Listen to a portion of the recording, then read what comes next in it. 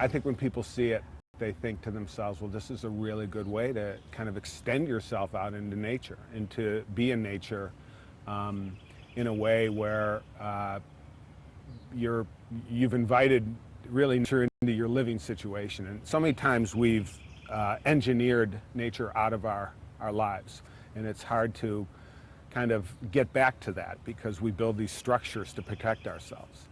And we were out here in a storm the other night, and we thought to ourselves, you're never really out in a storm.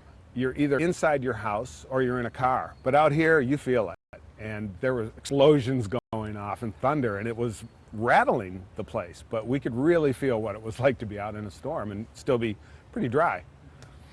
Most of your adult life, you've climbed on board the environmental movement, being a good steward of the environment. How satisfying is it for you to have something like this in the middle of a big city? On a personal level, it was very important to me because for many years I've worked on environmental issues, and sometimes you go home at night and you say, I want to see what I've accomplished.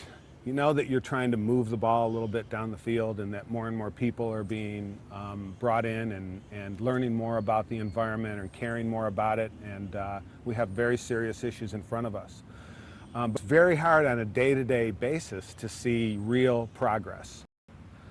Building something like this just in your personal life where you can look at it at the end of the day and say, I'm building something that really, to me, says something about our relationship to the environment was very important and satisfying.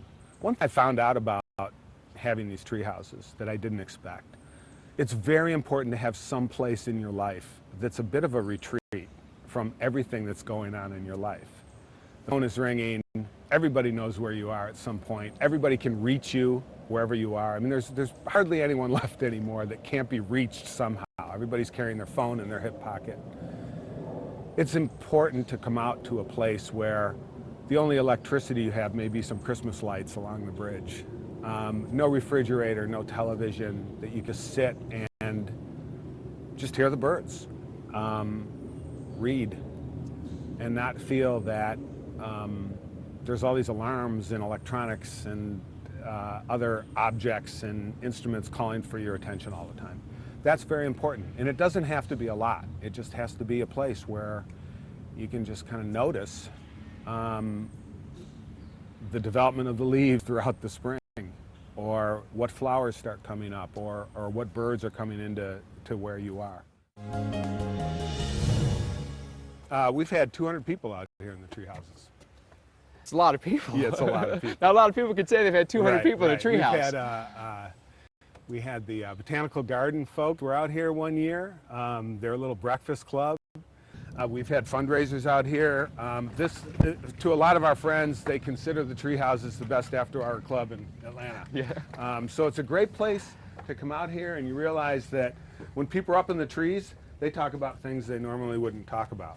So we have some really great times out here with folks. It also just feels natural, though. It doesn't feel like, you know, you've built something that doesn't belong. It does feel like it shouldn't be here, you're right. And I think that's because we really, it's almost like bringing a bunch of materials out to the woods and going, okay, how do we fit all this together in a way that kind of fits out here?